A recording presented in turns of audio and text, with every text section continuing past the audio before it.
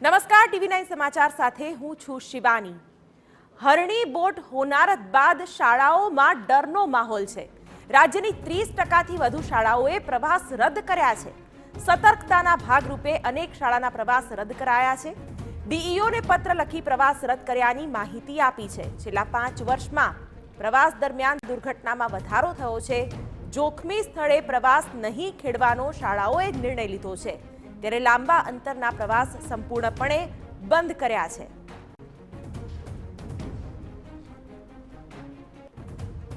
મારી સાથે ગુજરાત રાજ્ય સ્વનિર્ભર શાળા સંચાલક મહામંડળના ઉપપ્રમુખ જતીનભાઈ ભરાડ છે। આપણે તેની સાથે વાત કરીશું।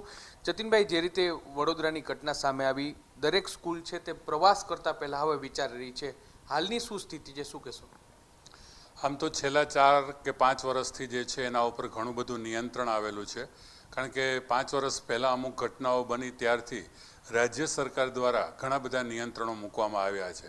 શાળા દ્વારા જ્યારે પ્રવાસ કરવામાં આવે ત્યારે જો રાજ્યની અંદર પ્રવાસ હોય તો ડીઈઓ મારફત તેમની મંજૂરી લેવાની હોય છે, અને રાજ્યની બહાર કોઈ પણ પ્રવાસ કરવાનો હોય ત્યારે શિક્ષણ નિયામક અથવા તો શિક્ષણ વિભાગ પાસેથી આ મંજૂરી લેવાની હોય છે, અને એ મંજૂરીની પ્રક્રિયા એવા પ્રકારની હોય છે કે જેથી શાળાઓ જે છે એમણે પ્રવાસ ઘણા બધા નિયંત્રણ કરી દીધેલા છે।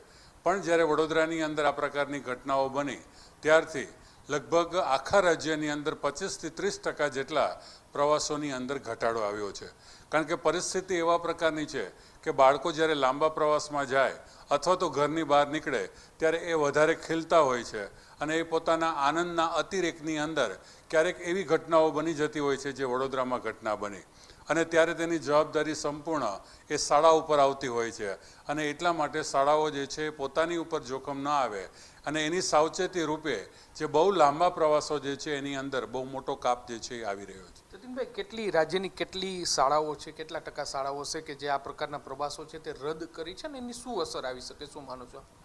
જનરલી જે છે શાળાઓની અંદર પ્રવાસ નવેમ્બર, ડિસેમ્બર, જાન્યુઆરી એ ખરેખર પ્રવાસના દિવસો હોય છે, કારણ કે પહેલી ટર્મ પૂરી થઈ હોય અને દિવાળી પછી અને વાર્ષિક પરીક્ષાઓ માર્ચ, એપ્રિલ મહિનામાં હોય, એટલા માટે આ 3 મહિના દરમિયાન સૌથી વધારે પ્રવાસો થતા હોય છે। આ વર્ષની વાત કરવામાં આવે તો વડોદરાની દુર્ઘટના થયા બાદ 25થી 30% જેટલો પ્રવાસ છે તે બંધ થઈ ગયા છે, નથી થયા આ વખતે। હવે આવતા વર્ષે જ્યારે નવેમ્બર, ડિસેમ્બરનો સમય આવશે, શું શાળા તકેદારી રાખશે?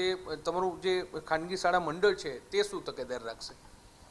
નહીં, શાળા મંડળ દ્વારા અત્યારે હજી કોઈ નિર્ણય લેવાયેલો નથી, પણ આવતા વર્ષે જે છે અમે જે રીતે રાજ્ય સરકારે ગાઈડલાઈન બહાર પાડેલી છે એ રીતે અમારા મહામંડળ દ્વારા પણ એક ગાઈડલાઈન બહાર પાડી અને વિદ્યાર્થીઓની પૂરેપૂરી સલામતી જળવાય અને જે જગ્યા ઉપરનું આયોજન થતું હોય તે જગ્યાની પણ પૂરેપૂરી સલામતી છે અથવા તો તે પણ જે છે પૂરેપૂરા નિયમોનું પાલન કરે છે એ ચકાસ્યા બાદ જ બાળકોના પ્રવાસો ગોઠવવા જોઈએ, એ પ્રકારની માર્ગદર્શિકા બહાર પાડવાનું અમે વિચારી રહ્યા છીએ, જેથી આવતા વર્ષે જે છે જ્યારે નવેમ્બર, ડિસેમ્બર, જાન્યુઆરી જ્યારે પ્રવાસના દિવસોની શરૂઆત થાય ત્યારે અમારા મંડળની દરેકે દરેક સભ્ય આ માર્ગદર્શિકાનું પાલન કરે અને જે સ્થળની મુલાકાતો ગોઠવે એ સ્થળની અંદર પૂરેપૂરું જે છે એ ત્યાંની બધી જ માહિતી લઈ સલામતીના નિયમોનું પાલન થાય છે કે નહીં તે ચકાસી અને ત્યાં કઈ કંપની કે કઈ જે છે એ પરિસ્થિતિ અથવા તો કયો વિભાગ એની સાથે સંકળાયેલો છે અને એમાં બાળકોને કોઈ નુકસાન થાય એમ નથી કે નહીં તે ચકાસ્યા બાદ જ પ્રવાસોનું આયોજન કરવું,